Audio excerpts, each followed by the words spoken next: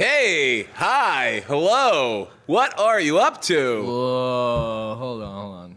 It's my job, bro. Getting kind of comfy here, huh? Settle down, Shane. Settle down. Take it easy, Chief. Hey, hi, hello. What are you up to? This is the Aloha Broha Podcast. I am one of your hosts, John Cozy, and with me, as always, is Science Ben. Swag. Swag. And joining us today on the podcast, Once again. Mr. Shane Lucas Price. What up? Well we didn't even played. practice that. Good shit. There you go. We're Already in performers. We're performers. Already in Got sync it. with the podcast. That's fantastic. So we got Shane back on today because I wanted to go a little bit more in depth into a subject of a rant that I had on a banked episode a while back, where it was just us hosts. It was me, Cozy, and Sheiks, and we started getting into my thoughts on quality of films and people's opinions on it and how that doesn't always mesh. So Shane here is, for a long time now, has been my movie going buddy. Before he had his kid, when he had a lot more time and money, we used to go see pretty much every movie that fucking came out. Yeah. And we would sit there, and the whole ride back to wherever it was we were going, we would just sit there and be hyper critical of it. And that sound like, in today's world, that sounds like we're being super negative on a bunch of films, but that's not what it means at all. It just means that we were sitting there and judging the quality of film because we've put a lot of time and effort into understanding what is quality when it comes to storytelling and filmmaking and whatnot. And so I figured we could revisit that subject a little bit more in depth here and talk about what it means to be a good film versus liking a movie or not liking a movie. I think one of my favorite to this day movie-going experiences when we saw Birdman. Oh, yeah. And we were both like, we knew it wasn't one consecutive shot, but we walked out and we're like, that was one shot? Like that. Like, that was, I know, I think after watching it a few more times, I think I found 7 or 8 edit points, but I remember the first time, and that's only because I knew what I was looking for. And like being a previous camera guy, sort of like a wannabe camera guy, I know a lot about what goes into planning a shot and how to make it look like, okay, this is where they would put an edit. And so when the first time I sat through it, I only saw 2 of the edit points. And I was like, that, like, I remember sitting there being like, okay, that is clearly an edit point, and It's like it was flawless. Like passes the camera like that. Or like the one that sticks out in my head, in my mind right now, the one that was the most obvious to me was they were following Keaton down a hall, and there's one point where he goes upstairs and the stairs kind of turn, and so he steps out of frame turning up the stairs, and the camera starts to follow him up, and then as the camera's coming around the stairs, I was like, okay, that whole shot, that somewhere in there is that edit point. Whether it be right when he turned out of frame, they stopped the camera and then restarted for the next shot, or as the camera was coming up and turning, they did the cut there. But that was clearly, that's the point to put an edit, and that was an edit point. And so it's, though the beautiful thing about Birdman was not only was the writing on point and the acting was amazing, but the cinematography did something that, and I was telling Shane this, like, I had an idea to do a whole feature-length movie that was all one long shot. They're called the long shots. Yeah. It was just a movie that was an entire one-take, hour-and-a-half to 2-hour, camera just rolls the whole time and everything fits into sync. And logistically, that's almost impossible to do. And we saw that with Birdman because there were cuts in it. They did do edits in it. But not to cut you off, but I mean, to think about how crazy that is. Yeah. It's those scenes in Birdman are 12, 13 minutes long. I mean, I think the longest one in it is 20. And to have a 20-minute take 20-minute is ridiculous. Because to think about that logistically speaking, if you're doing a 20-minute take and the smallest thing is wrong at 19 minutes, you start from the beginning. Yeah, because again. everything has to be exactly how the director envisions it. Exactly. Yeah. So I mean, and the amount of set work that has to happen to make that all work, because a lot of people don't realize that, like, when a camera is operating, it is almost never one person. It's usually 3. So you have a camera operator, you have the focus, the person who maintains focus on the lens, and then you have a camera assistant. Yeah. When doing, especially moving long shots the way that they were doing, that is easily a crew of 5. So maybe more. Probably even more, depending on the shot. And so every time that they move, they have 5 guys moving around the camera that all have to stay out of the shot as this thing is swinging around. And then that's not to mention the other cast and crew who are waiting to come on into the scene and need to be in the right places at the right times at the exact moment when the camera is swinging this way. They're walking at this pace, and they have to clip everything at the right moment. So, I mean, there's so much work that goes into that, and it comes out so flawlessly on Birdman. Fuck, man, it's perfect. Yeah. And that, I think, to make a first point, what makes a great movie? I think in Birdman's case, cinematography made that great. Because if there's a bad edit, that movie's not what it is. It's not worth. And that's the thing too, is unless you know what you're looking for, like I was, you could not find those takes. You couldn't find those edit points. What do you? Okay, sorry to cut you off again, but what do you think the second most important thing in that movie was? I think it was definitely the story. Oh, I disagree. Maybe acting? Nope. What are you going for? Music. Really? I think the music in that movie was actually a bigger star than every star in the movie. I think it was the cinematography and then that drum track. Yo, yeah, the funky drums, Fuck, that's dude. true. It did very much set a was- tone for the movie that really kind of drove it. And I can see that. And yeah. it's already speaking on his next work. Just how he his take on sound is crazy. And Alexander in Iñárritu, he's the director of Birdman, the Reverend, the sound, listen to the trailer, and it's just that's all it is. That's the music. It's Leonardo DiCaprio's character breathing. Yeah, the Reverend's going to be another one of the amazing ones. Like me and you walked out after we saw Birdman, we knew it was Best Picture right when we walked out. Like, there's nothing better that's going to come out maybe in the next 10 years. But fuck, I didn't think he was making another movie that quick. Oh yeah, Can came you up fast. Like he had to have just left Birdman and went straight on to start production on Reverend and was editing Birdman in between. It had to have been. Yeah, Because the fact that was in the press that he did, after winning an Academy Award, Jesus, he's probably not slept much. no, not at all. And so you said that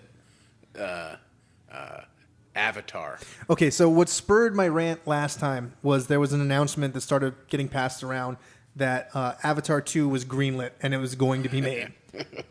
Fuck. And I made a post on Facebook saying, I really fucking hope that this gets fucking canked and just gets put on a shelf somewhere and never gets touched again, because the thing that I hated the most about Avatar is, for lack of a better term, idiots who don't know what is a good movie fawning over this, in my opinion, mediocre, in Shane's opinion, piece of shit. Oh yeah, no, yeah. So Yeah, I would say even worse than piss poor. Is that worse than piece of shit? I think it is.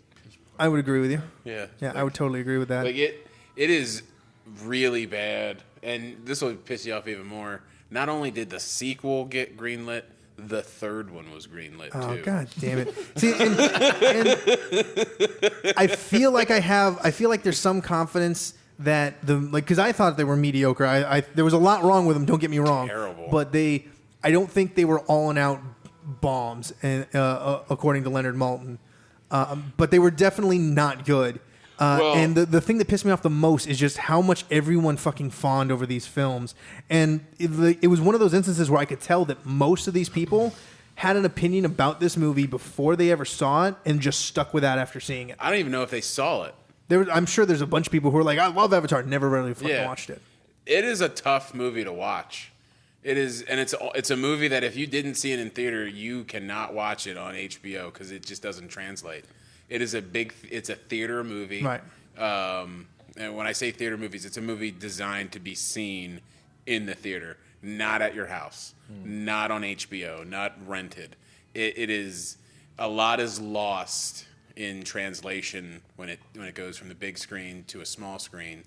And oh my God, it is a horrible movie. The script alone, I think most of the time people would say that a script is the most important thing of a movie. And that script, I cannot believe was greenlit, because it's a good point. Is they refer to the people that come down, the Na'vi, as sky people. Yeah. James Cameron created a fucking language in that movie, and the best he can do is call them sky people. Which brings me to a good movie here. So, like, I recently just bought Mad Max Fury Road on Blu-ray, and one of the best things about that film is that there is almost no exposition. You were just jumped into this world that is fully created in the mind of George Miller. That's a great point. And so, like, he just throws shit at you, and you have no idea what it means. But because of the way things are happening in the movie, you're like, oh, he means this. So, like, the perfect example of that is they ask Nuck, the war boy that ends up becoming a good guy. He's like, are you a Blackfinger? And he's like, yeah. And then, like, at first you're like, oh, what is that? And then it's like, go fix the engine. He's like, oh, Blackfinger means a guy who can work on cars. And so, like, there's so many little references like that where there's a whole language that is created for this world, and none of it is explained to you, and it's so creative. It's like he doesn't baby his audience. Not at all. Yeah, you just are thrown into this, and you're now living in this world as you're watching it, and it's so incredible. I think this is a good question to ask you. I guess so. You would be on the side that is happy that he shelved the project, because he was actually making Fury Road back in 2001, and it got shelved because Mel Gibson kind of went nuts. Yeah. And so he's like, I'm going to distance myself. And then 9/11 happened, and he kind of didn't want to make a movie again. Yeah. And then Tom Hardy came around and blew up and just showed his stars in everything he did. And George Miller kind of was just like, you know what? I think I found my new Mad Max. So he relit the project, and they I think that was the best thing. Tom Hardy. Oh, agreed. Great choice. He played it so well, and I feel because we know in the timeline it plays after what happened in Thunderdome. Yeah. And I actually just recently beat the video game, which fills in a lot of the story leading up to what happens in the video game happens literally right before the movie starts. Oh, really? And so it fills in quite a bit of story. Pretty cool. Yeah, it was actually really interesting. So Tom Hardy is playing a Max that remembers what the old world was like, has been stuck in this world, this apocalyptic wasteland world for a while now, and is just trying to survive, but he's still a good guy, so he kind of does things to, like, keep his heart satisfied. And you can see in the way Hardy plays it how he's just been torn down so much that he's at a point now where he doesn't really speak unless it's something that is vital. Yeah. And he doesn't give, like, he's trying so hard not to give two shits about anyone around him. It's all about his survival. And the only reason, for the most part, that he helps someone, at least until he gets to know them, is because helping them will get him what he needs. Or keep him alive. I think Mad Max Fury Road is a movie that is great because of tone. And when I say tone, I mean color tone. That was brilliantly used in that movie. Probably the best I've seen in 10, 15 years. Yeah, I remember when we saw it, I believe it was opening day, we sat there. Yeah. And one of the first things that both of us talked about when we walked out of the film was how you could tell what part of the movie you were in based off of the coloring that they did. Yeah. Because it went through over basically a 2-day period. And so the thing started out incredibly orange, and it felt very hot and just like, oh, this is not a good thing. And then as the movie, once Max was captured and the movie started to kind of progress in the beginning of the first day, if you will, there was a lot of white and it was very clear and whatnot. And so things were kind of like, okay, what's going on here? Everything's okay. It's they use color to give the audience the feeling that everything's fine right now. This is how things, like, it's not fine because everything's fucked up, but this is how things work normally right now. And then as soon as Furiosa goes off the road and into the dirt, it went back to orange, where we're like, something's not going on. Yeah. Something's going off path here. And so we had a lot of oranges, and then that orange stayed throughout that whole ridiculous and amazing stunt chase through the canyon and everything. And you just the whole time, because of the particular heating that they had on that lens, the particular orange that they were using, you just felt like there's a sense of urgency and got to be careful and whatnot. They go through this sandstorm, they come out of it, and things kind of slow down. We're back into this more white light. Yeah. We end up going back into orange as we run through the canyon area, and then as we hit the night, it brings out a lot of blues, and everything kind of calms down again because things are slowing down and all this stuff's happening. So, the use of color was so amazing. I mean, I think people don't realize when they're saying, "Oh man, that movie's really good. The acting was good." There's a lot more that goes into a good movie that your average moviegoer can't tell you about. Doesn't understand. Yeah, they don't understand why Christian Bale is considered one of the greatest method actors of our time. Like, well, yeah, he's good. No, what? Did you know in a 2-movie span he went from 155 pounds, 160 pounds. Right? Yeah. He before that movie he was like, actually I think he was like 160. He dropped to 120-ish. And then he beefs up to 205, 210 for Batman Begins. Crazy. Right away. Yeah, it's ridiculous.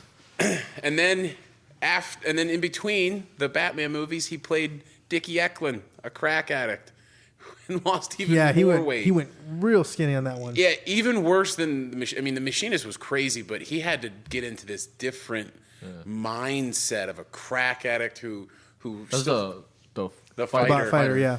And David O. Russell, he's got to be one of the best storytellers of my time and of our time. We're all the same age. I mean, that guy, when he has a movie coming out, just look at the cast and then be like, okay, who's the lead? Who's the supporting? All 4 of those people, they're all going to get nominated. His last 3 movies have been nominated for Best Picture. Bradley Cooper has been nominated for every movie he's been in with him.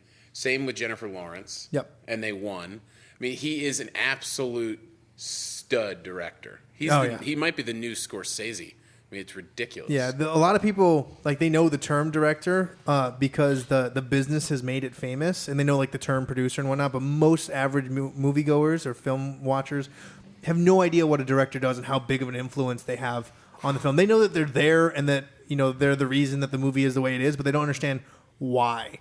And there's so much of a tone that is set by the director, and the way that an actor performs is pretty much directly related to how the director is kind of leading them on. Why do you I mean, Christoph Waltz is a 2-time Oscar-winning actor. Why? Because of Quentin Tarantino. Yes. Hands down. And if Christoph Waltz wasn't in that movie, Leonardo DiCaprio has his first Academy Award. Yeah, but Christoph Waltz played it out of him. If you had to, if there was a gun to my head, Leonardo DiCaprio outacted everybody in that fucking movie by a mile. And for those who don't know, we're talking about Django Unchained. Yeah. So there's a scene, the phrenology scene, right? Where he smashes a glass. He really legitimately cut himself. He's bleeding everywhere. He doesn't break. He keeps going. Rubs his real bloody hand all over Kerry Washington. Continues the scene. The look on Jamie Foxx's face in that scene was, oh shit, because he was like, he's really bleeding and he's not stopping. That was the take used in the film. Yeah.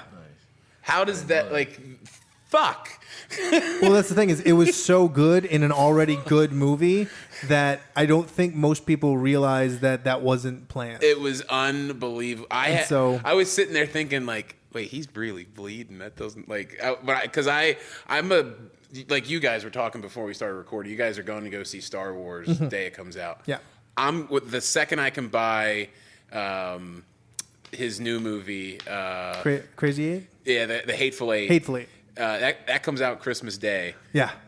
That Django Unchained came out on Christmas Day. Yeah. I will be there at 10 o'clock at night, Christmas Day, to watch The Hateful Eight. I'll probably be there with you. Because I am a freak. I wrote a college paper about Quentin Tarantino's trademarks. Mm-hmm. Like, I can tell you everything about that man.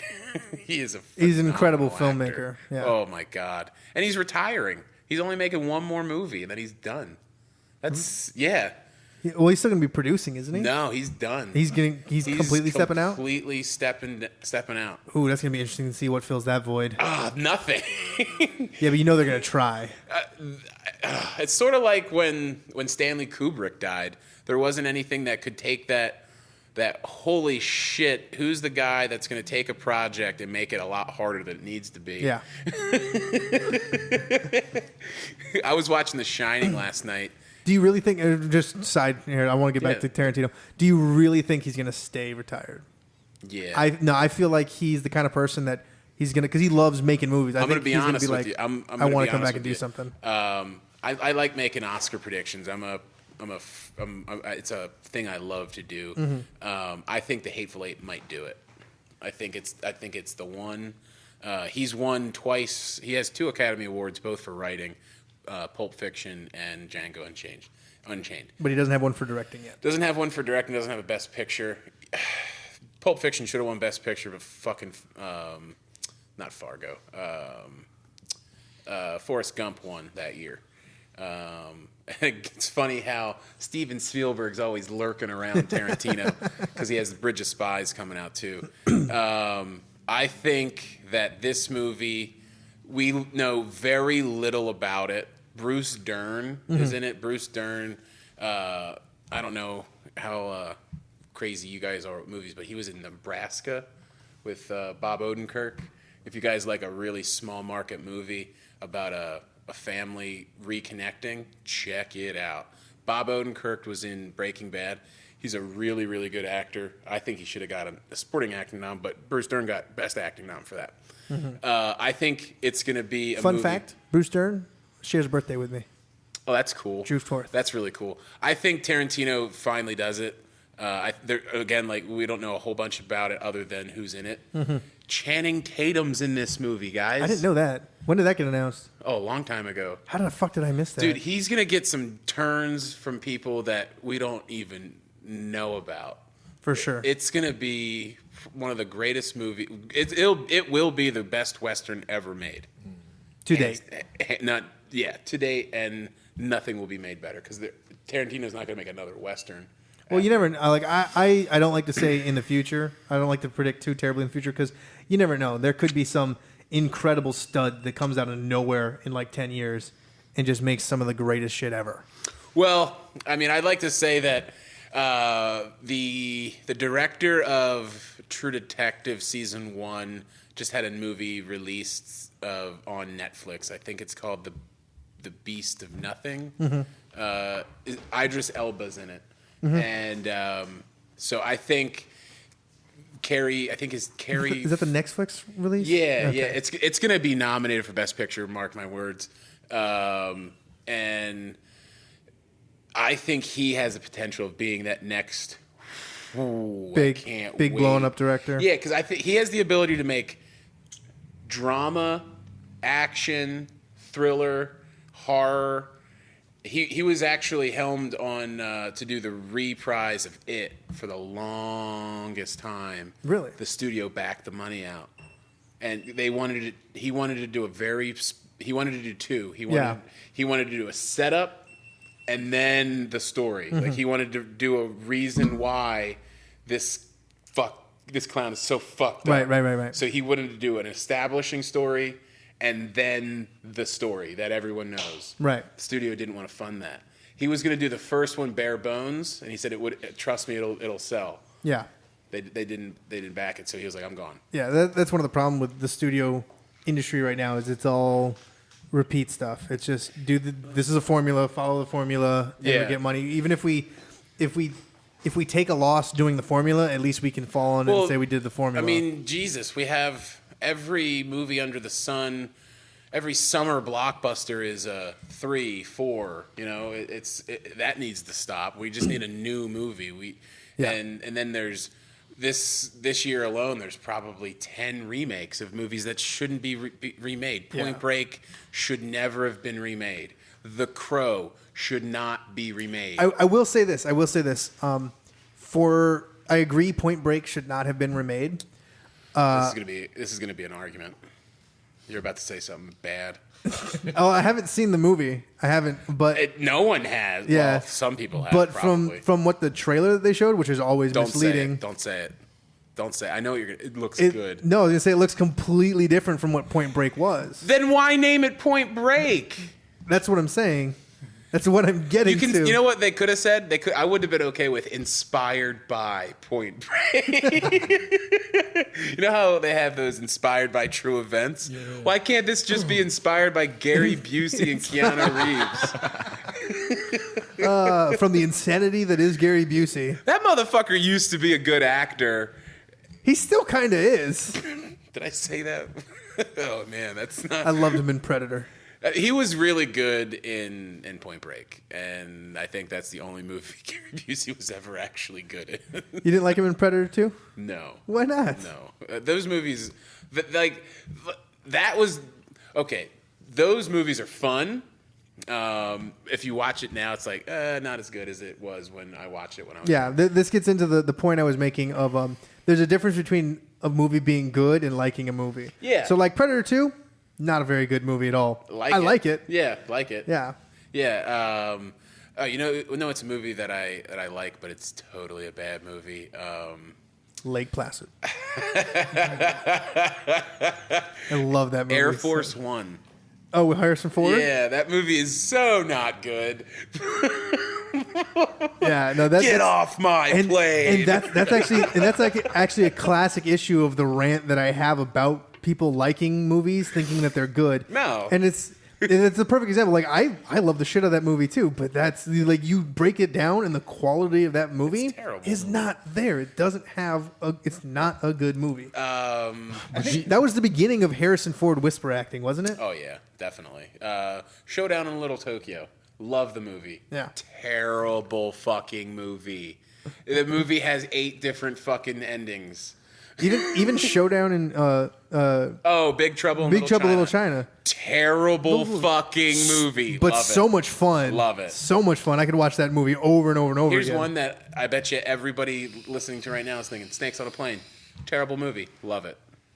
There's a lot of comedies that are terrible, but I love because they make me laugh. Dumb and Dumber's a shitty movie. Yes. But I love it. Ace Ventura. Bad. Both of those horrible movies, but they're so funny.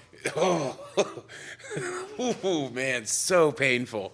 You want to know why they're bad? It's because after you watch it, when you rewatch it, you realize it's a 2-hour movie. And it's like, man, it was so much fun the first time. I mean, I still had fun, but I'm fast forwarding to the spots that I like. Right, yeah. Wild Things is a movie that I love, but it's a shitty movie. Want to know why? Because you randomly see Kevin Bacon's dick at the end of that movie. But yeah, no, this really speaks to the point that I'm making about how there's a difference between quality and enjoyment. Yeah, and there's definitely. some very quality films that I did not enjoy. Like Black Swan was an incredibly quality film, but I couldn't sit through the whole. I could sit through it, but I mean, I didn't enjoy watching that movie. You know, that movie is based on a play. Yeah. Fucking hey, man, that's incredible. Yeah, it's the quality of that movie is really, really high. It's a good movie. Black Swan. Yeah, but that's also based on the director takes from like an anime. Yeah. Visually. So it's half from Swan Lake, the play or the ballet, not the play. Don't kill me, listeners. So the ballet, and then the anime. Have you seen Black Swan?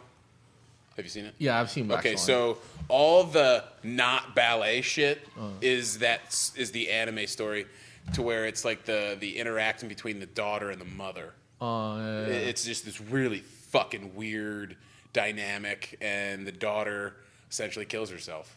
That's the how that one breaks down. The anime is like a pop star. Or something Yeah. versus, It's not exactly the same thing, but the dynamic between the mother and the daughter is where they got that. But Darren Aronofsky, he revived Mickey Rourke's career with The Wrestler. Oh yeah, that was an amazing movie. dope movie. So many Yeah. people didn't see that when it came out. So we've all seen it. Okay, how do you take the end? The end? Yeah, do you think does he die when he jumps? Is he dead when he No. lands? Oh, I think he totally I dies. feel- I don't think he died. died there. yeah, I think he totally dies. the way it felt to me was the right before the jump. He's like, you know what?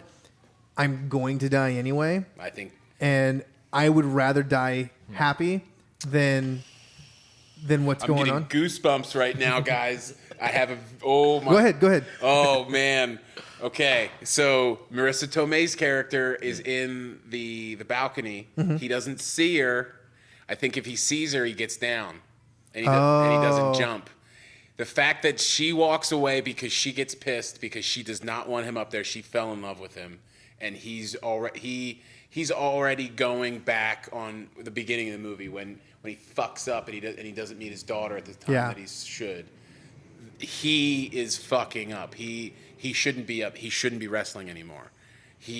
I've changed my opinion. That 100% yeah, I is forgot dead. the whole. He There's didn't no, see Marissa Tomei. There's no doubt in my mind that the whole thing of him getting up there and him leaping and then it doing a slow fade to white was him ascending to heaven. Yeah. I completely see that your point of if he saw Marissa Tomei, he would have gotten down, he would have lived, but because he didn't, because all that shit just built up, and it just nope. And here's I have such a heavy feeling on that movie. He should have won an Academy Award, hands down. But Sean Penn wins for his turn in Milk that year. Oh man, if you guys were a fly on the wall in my apartment when that ballot was read, you guys probably would have been like, "This guy's a nutcase." I'm already like that, so because I've seen you watch a Giants game. But when I watch the Academy Awards, it's 100% different because Yeah, I I know. have nothing to do with. I don't have anything to do with the Giants. I'm legitimately a fan, but these people don't know. It's not like I have a fucking Academy Award tattoo or anything. I'm sitting there and I am flipping out about him not winning for the reason. No, there's no basis in it at all. Can you grab that for me? And here's the crazy thing. He fucking burned his way out of fucking Hollywood again. He's back to irrelevancy because he didn't want to do what Marvel wanted him to do. So now Everyone dropped him again. Yeah, because he was a fucking nightmare when he was what was he, Whiplash? Yeah, Whiplash. Yeah. He was a nightmare to work with. It's terrible. Terrible. Sucks too because he was really good. He's a phenomenal actor. He was when he was coming up, Pope of Greenwich Village, Rumblefish, all these movies that he was in. He was getting roles over Al Pacino, Robert De Niro, Kevin Costner, all of the bigs in the game. And he was better looking, and he was a better actor. I liked him in Sin City. Oh, that was one of his slow climbs. His first, when people started realizing him again, he had a 6-minute scene in the movie The Pledge with Jack Nicholson. It's a shitty good movie. It's a really, really, really. It's way too long. There's a bunch of shit that doesn't need to be in there, but it's actually a good movie for like specific scenes. And his scene in the movie is like, oh, fuck, crazy good. And that's when people started realizing, like, oh shit, Mickey Rourke. His face is fucked up, but he can still act. Yeah. And so getting back to like the quality of films and whatnot, like a really interesting director to kind of showcase some of the problems with the studio system and whatnot. We got a little drummer for us today. But a really interesting director to kind of showcase some of the problems with studio that the studio imposes on filmmaking is Neil Blomkamp. Oh, yeah. Because his first movie, District 9, was it was freaking amazing. Like that was one of the most incredible films ever made. It was Nominated so good. for Best Picture. Oh yeah, it was so good. And then the studio comes in and is like, "Hey, do it again, but do it better. Do it the studio way. And so we get Elysium, and that was a crap movie. Well, it was by the book. All, like everything that you. That's what we need to go away from. You know what we need to get back? We need to get back scale models, miniatures. Like you guys don't. I don't know if you guys are like super into making of movies, but Die Hard 1 utilized miniatures. Independence Day utilized miniatures Very well. Yeah, all like that. The Star Wars had entire studios of miniatures. Yeah, the original ones. Yeah, not the new crap. Oh God, The ones we don't talk about. CGI has ruined movies. If you want to see the best use of fire ever in a movie, watch Backdraft. Agreed. Yeah, But and this is the CGI gets a weird rap because one of the things, like getting back to now, this kind of brings us back to Mad Max Fury Road because everyone touts about how all the stunts and whatnot were practical and there were like no CGI. And what a lot of people don't realize is that there's a fuck ton of CGI in that film. Almost every fucking shot has CGI, but it's the stunts aren't the CGI. They had actual explosions real fire. The way that CGI should be used is how it's used in Mad Max. Good CGI. You can't even tell that there's been CGI. So the whole canyon scene was done pretty much in open desert, and they CGI'd the canyons into it. Yeah. And you would never know that watching that movie because that's what CGI is meant for. I don't think CGI does very well, at least not yet, trying to create characters with it unless the entire movie is being made CGI and it's kind of cartoonish. Yeah, then it's great. But like when you're trying to insert something living into an actual living shot using CGI, it never plays out right. We're just not there yet. Yeah. But when you fill in the holes that need to be filled or you create like a background properly that needs to be there for this particular kind of shot, CGI is amazing. And so CGI gets this really bad rap because most people don't know what good CGI is. They just see Transformers and they're like, meh. Yeah. Oh God. Oh man. Yeah, miniatures haven't been used in a long time, and I honestly think sometimes it really fucks a movie up when CGI is really bad. Yeah, it can. It can completely take you out of it. A good example is that movie San Andreas. Oh, I didn't even see it. Yeah, San Andreas. I thought with the Rock. Yeah, I always, whenever I say it, I'm like, is that the right name? Because I always feel like it's a GTA. Yeah. Grand Theft Auto. Yeah. Yeah, because it is Grand Theft Auto San Andreas. Yeah, that's what I thought. Man, they don't use green screen. You can tell the whole thing is just fake, and you can tell where they used budget correctly. Yeah, and then it's like, oh, they ran out of money. They totally ran out of money, and they were doing reshoots. So, getting back to Neil Blomkamp, what I wanted to bring in when I bring up when I was talking about him was the shelving of Neil Blomkamp's Alien movie. Have you heard much about that? No. So Neil Blomkamp was working on an Aliens movie, which I thought would have been a great project for him. I thought he could have done some very unique and interesting things the way Ridley Scott did with that franchise. And it just recently got announced that it's been shelved, and it's not going to happen. Well, so Ridley Scott is making Prometheus 2. Yep, that it's going to go more into the Prometheus world, get us a little bit closer. Yeah, it's supposed to start bridging us towards Alien. So my question is, if it's not going to, but it's going to, why the fuck did they end the first one the way they did? Yeah. That doesn't make sense. Well, see, like that whole movie whole movie is shrouded in very strange happenings because it was originally it started off the script was a prequel to Alien, and then it turned into oh no, this isn't Alien throughout the production, and then once it came out, they came out and said it actually is a prequel to Alien, even though it's not a prequel to Alien, but it is a prequel to Alien, and so there's so much strangeness in that whole story. Which the thing too is like Prometheus itself, the movie, not very good. It's decent, don't get me wrong, but it's just it feels like it got its guts ripped out in the studio. Well, I think it's one of those again. It's like hey, it's not a bad movie. It's not a good movie because I like it. I like it because of that final scene. Yes. I fucking loved that final scene because it's like, whoa, when did they film that? Because it looked exactly like the alien from Alien 2, the crazy fucking queen. Yeah. And when, like, it just made so many questions of, like, when are we going to get this prequel? Is it going to, like, are we going to get a Sigourney Weaver cameo? But Or reference, even. Yeah, even just her character. Like, what are we going to get? Right. And, like, why? Like, what happened? Like, holy fuck.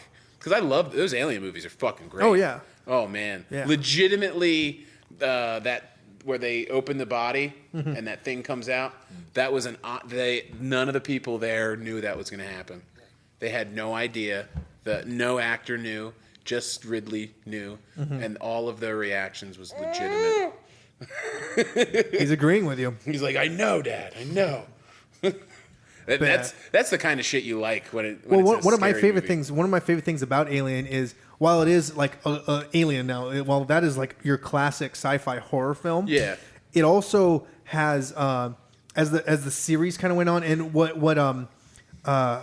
what Scott was doing with that original story with Alien was it was kind of an anti-corporation film. 100%. Yeah, Yes. and most people don't catch that because totally. that whole series is very much an anti-capitalism going too far film.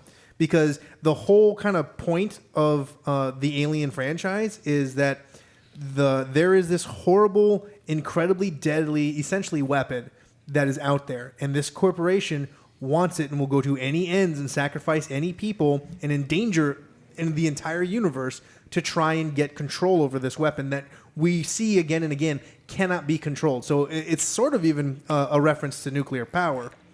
And I think those movies, like, it's neat how some movies really hold the test of time. That those Alien 1 and 2, Die Hard 1, 2, and 3, they really hold the test of time when you go back and rewatch it. 3 starts to slip.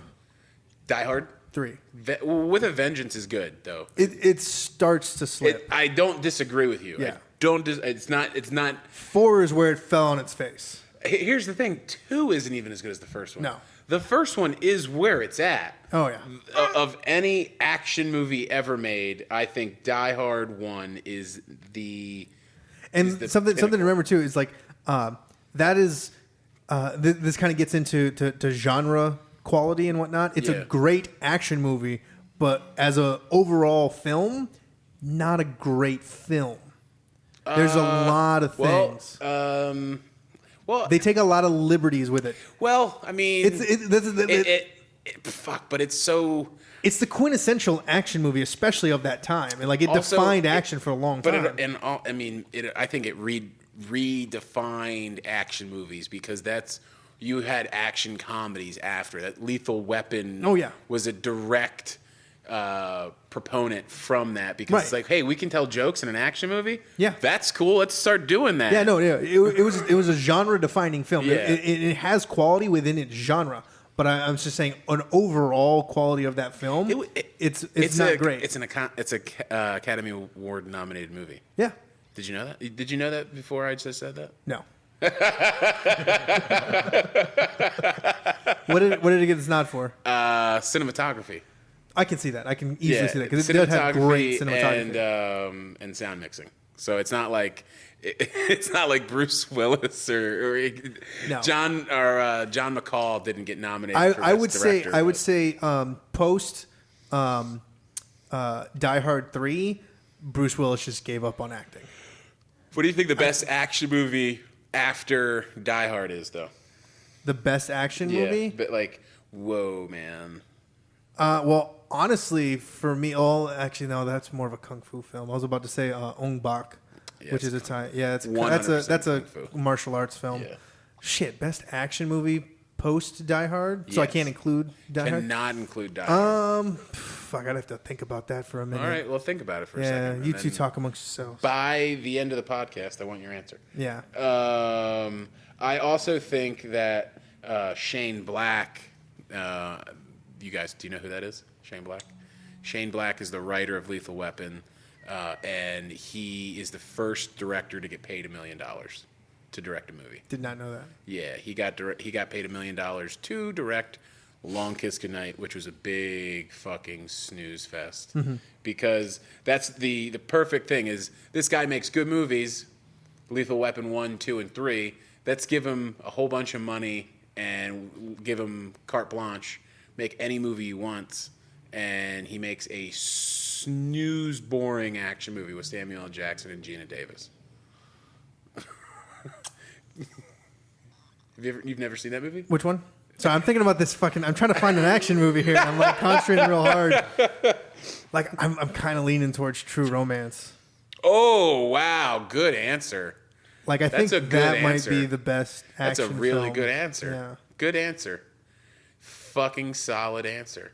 I couldn't have agreed. That's why I was sitting here like I want to say True Romance, but I'm trying to think if there's something else that has come out. I think that's a really good answer. Yeah. That's a good pick. Yeah, they really let James Gandolfini beat up Patricia Arquette in that movie. I did not know that. Yeah. Here's the Ridley Scott.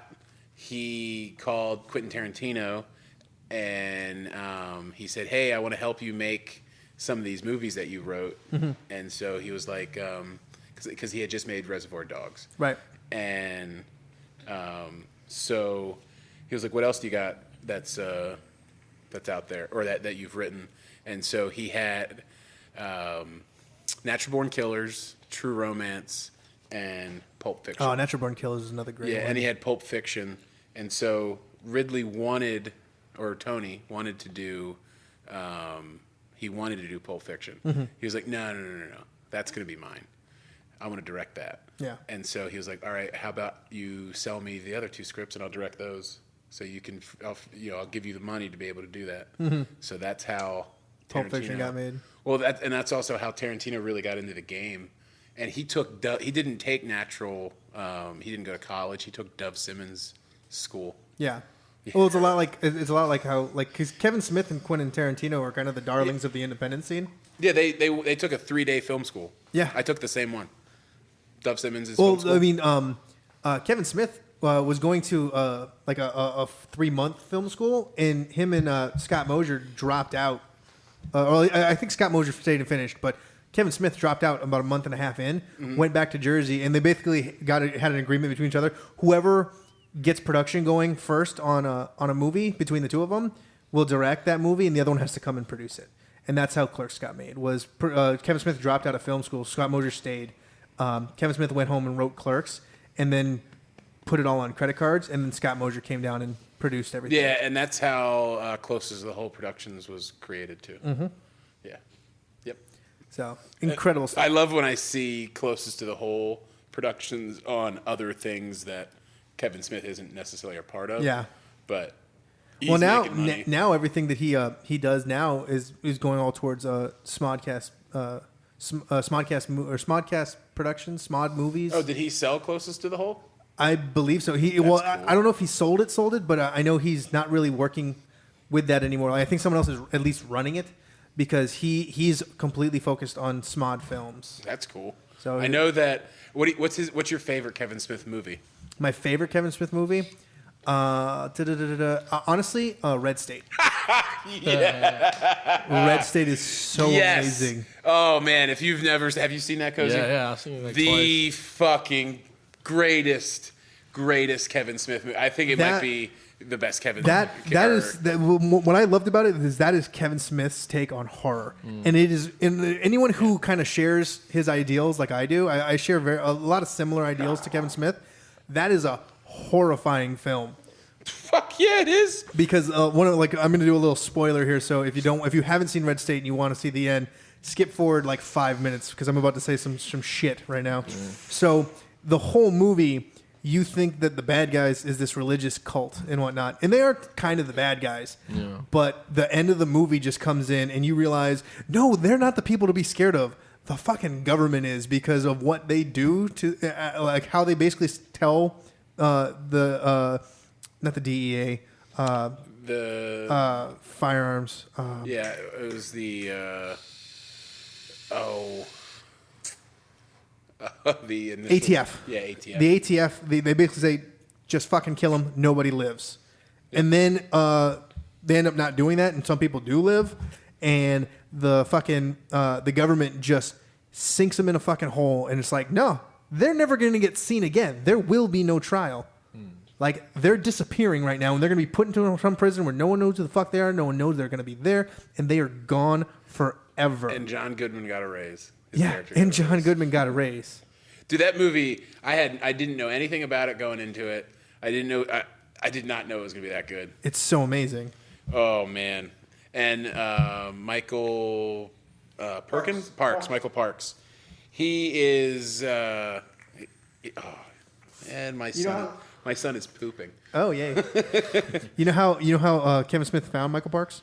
I would say through Quentin Tarantino. From the opening scene of Dusk Till Dawn. Yeah. And he's been in a couple of other Tarantino roles.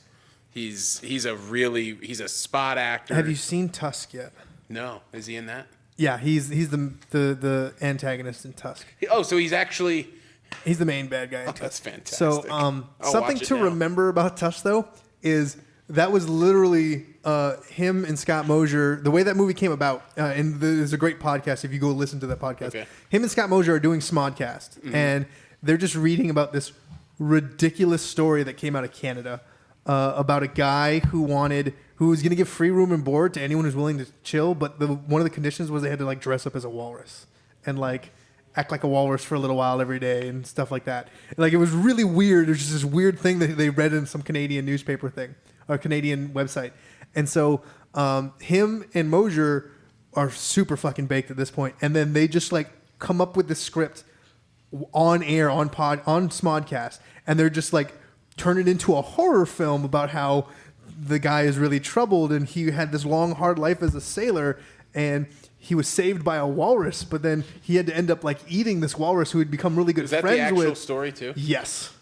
And my brother was trying to get me to watch this movie the other day. It's so okay. So like you have to go into this film because it is shot and the tone of the film is this is a legitimate horror film, but the production of this horror film is a complete joke. Like they did it to be like, I can't believe we got to make this movie and it had a release. Because it's so ridiculous and crazy. They cosmetically turn Justin Long into a human walrus, and he loses his humanity. And like at the end, his girlfriend and his friend are now dating, and they're visiting him because he's in this zoo because they don't want to kill him because that's inhumane. But he's not coming back as a human. They can't do anything to fix him anymore, and he's just now a living human walrus. And he's like eating fish, and he's like seeing them, and he's crying, but he can't do anything. So he's like lost part of his humanity, but you can still see that it's so disturbing and messed up. And there's no comedy in the actual portrayal of it, but the whole thing was just Kevin Smith and Scott Mosier so high that they couldn't stop laughing, talking about this story, and then going, "We're gonna make this." and the whole thing happened because at the end of that Smodcast, they go, "You tell us if you want us to make this fucked up film." Twitter hashtag walrus yes or walrus no. Walrus yes won out, so they made it legit. Like this is a real horror film. Daniel Radcliffe is the lead, right? No, Justin Long is the lead. Like Haley Joel Osment. Haley Joel Osment is the supporting. I thought, isn't there a movie by the same name then? No, Horns. Horns. Yes. Is it a joke on horns? No, this is a completely original Kevin Smith thing. Okay, I thought it. Okay, you were thinking of Horns. I was. Yeah. No, Tusk is something completely fucked up and different. It's a movie that shouldn't have been made, but was made and was released. It's fantastic. It's incredible. It's fantastic. It's on Netflix right now. Oh man, that's sort of like. Have you ever seen the movie Rubber? Yes, that's another amazing film. You just mentioned that last night. Yeah, we were talking about that last night. Movie. It's so good. What do you think about Rubber? Well, I saw it when I was coming down off of a night of heavy MDMA use. So yeah, you're just in this like lucid state where like, oh, let's watch anything. I heard about this Rubber movie. I heard it's really fucking dumb, and then I watched it, and it was just one of those movies where I'm just like, what the fuck is going on?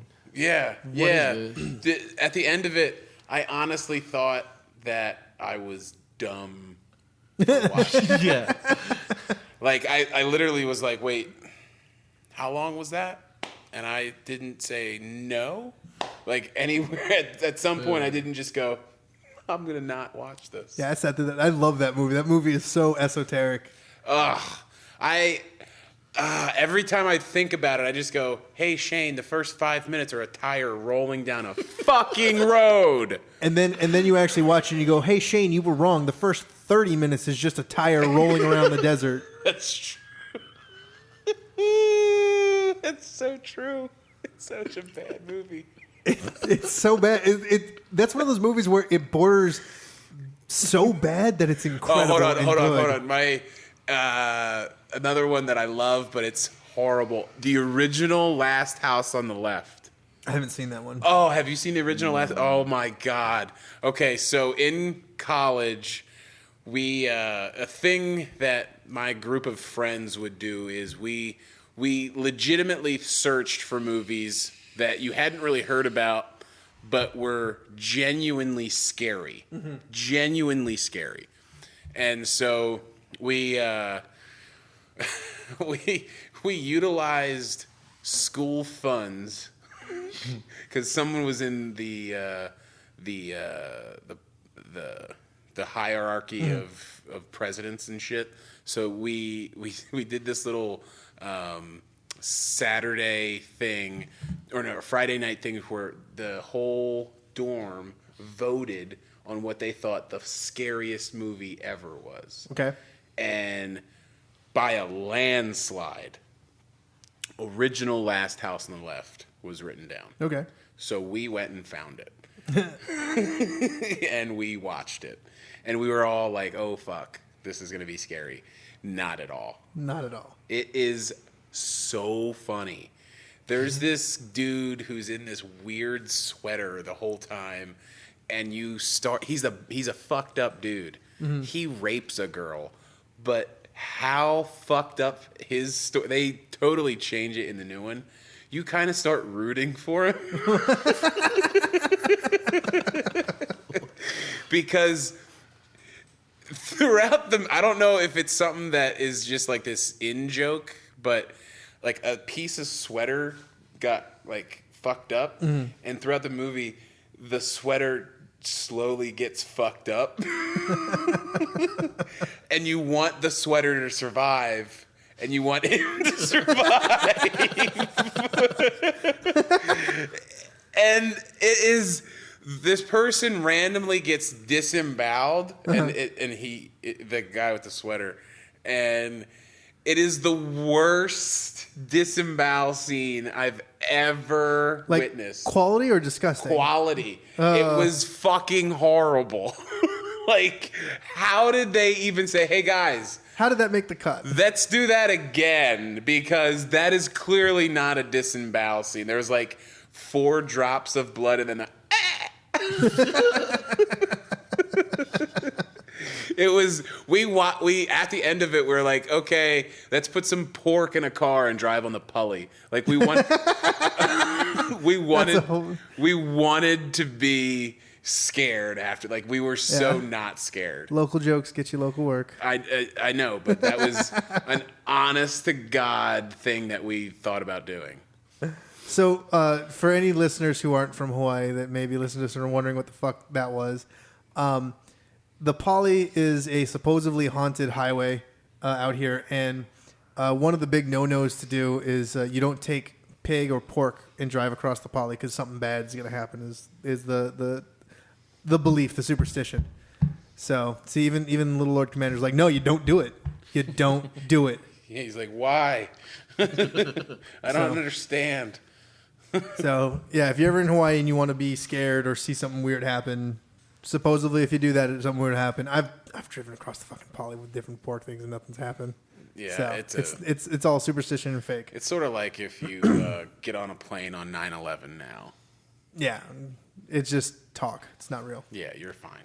So anyway, but if you look like me and fly on 9/11, you will be stopped. So all right, well I think that about wraps up our little movie chat here. We're gonna have you on talk. Yeah. Actually, I want to have you on again sometime in the future so you can get into your vinyl. And oh man, that'd be great. And because he started out mixing on vinyl and whatnot. And Oh, so really? You two can really get into the I was vinyl. a Val DJ originally. Hey, I sorry that we just dominated this conversation. Oh no, I was like listening to all the like movie facts you guys got. It makes me want to watch more movies. Oh, more dude, into it, just you know what I'm saying? it's so much fun to.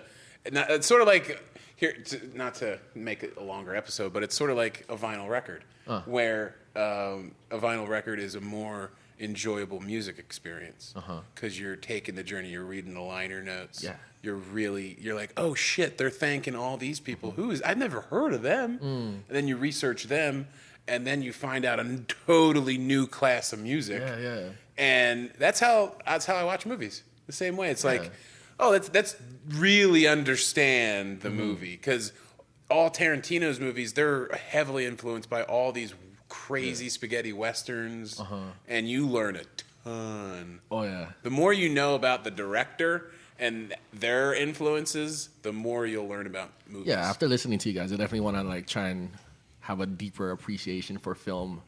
Yeah, And get more there's connected to actually I wanted to tell you, there's actually I'll send it to you. There's a video of every edit in Birdman. I'll send it to you. Oh, really? Yeah, it's nice. super worth watching. I can't wait to see that. I'm just gonna plug Ben Bailey, February 27th, and Cameron Esposito, April 16th.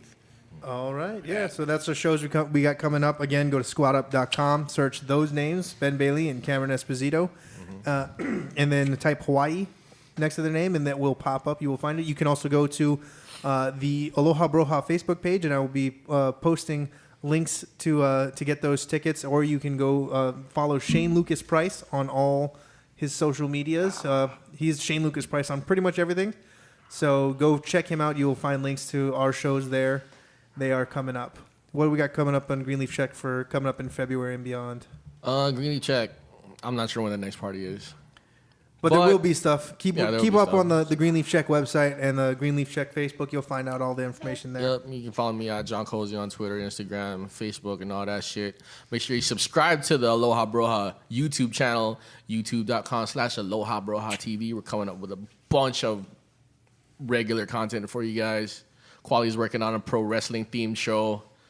And Science Ben over here is going to science you guys. He's gonna science the shit out of it. Yeah. So yeah, now I'm gonna start doing some regular videos on the Aloha Broha TV that are just about science articles and other things that I find interesting. Oh, I know one. I don't know if it has anything to do with science. I think it's more physics. Which is science. Oh, okay. Well, I don't know if you're doing like just specific Science. I think you should do a video where you get a really big watermelon and you put rubber bands around it. Oh, to make it explode? Yeah. So much fun. More of what I'm... So much fun. Yeah, no, I agree it would be, but more of what I plan on doing is I'm going to sit there and talk about stories that are happening in science that demonstrate good reporting on science and other shit that people are like, oh my God, this thing is so amazing. They're like, well, if you actually look at the science, it's not the way it is. Are you going to go into depth on the new readings on black holes? I could. Yeah, because that shit is fucking crazy. Yeah, there's a lot of crazy shit. Oh, honestly, man. the first story that I have coming up... Mars? What? No, it's actually this new study that Aliens? happened about Area why 51? we hallucinate. Oh, fuck yes. yeah. All right, you got me. That is either already out because we're kind of banking this episode, so we don't know. This is going to get released later on after we I hear you're gonna have Neil deGrasse Tyson on. That would be so amazing. I've actually no shit. I had a dream the other night of I was just like randomly hanging out in like Waikiki for some reason, and like Neil deGrasse Tyson was here on vacation, and so I was like, "You're like an inspiration to me. I would love to just like hang out and talk to you. Would you mind if I recorded it?" And then we did a podcast where I played like on Star Talk Radio. What he does is he does interviews, and then he sits down in Star Talk Radio and he plays segments from the interviews he did. All right, that's what I would do if I ever got Neil I'm deGrasse gonna Tyson. since I have this, I'm gonna take the chance. If you could ask him one question, what question would you ask him? How do I become a more effective science communicator the way he has? Ooh, good question. Ooh, he had that in the fucking can too. He didn't think about it. He knew, like, is that would that be your first question on podcast too? Would that be Oh yeah, out of the gates? That's what I want to know from him, because like the science that he talks about, while it's cool and amazing, I can find that. I can do that research. I know how to verify facts and like read research and whatnot. I understand that part. What I want to know is how to get it to the point where I can engage people better, so that they understand what it is that I'm trying to show them, and so that they can get a better understanding of the world around them. Dude, I think he might be the best person Since Carl Sagan, for sure. I think Him and Bill Nye really filled the void with Carl Sagan when I he think left off. the way that I know that how what you would say it's easy to find, but I think he's making it just accessible to the everyday person. Oh yeah, no, and that's the thing. Like that's why it's my question is that other everyday people who don't read or think about scientific studies very often, they're going to sit there and ask questions, and he does it all the time on his Cosmic Queries show. Star Talk, certain segments they do called Cosmic Queries, where they take listener questions. Yeah. And all of them, all the time, are like, what about this aspect of black holes? Or, what can we do with this thing that we're getting, with the new data we're getting from Pluto? And what are we going to do about Hubble and the new space telescope and all this other stuff? And they go into all that stuff. But I can find that stuff because I've been doing that already. I already listen to people who talk about these things. What I want to know, what I personally want to know and want to get out of that. Great question that I asked. I want to learn how to better communicate the things that I know, or at the very least, just how people can better educate themselves. Man, I hope that he comes here for a Q&A. I think that would be killer. That'd be so good. God, we would go. Yes. The three of us, your podcast, Yes. and I would go. Down. Awesome. Wouldn't it be weird if Bill Murray showed up right now? I'm not going to lie. It would be pretty cool.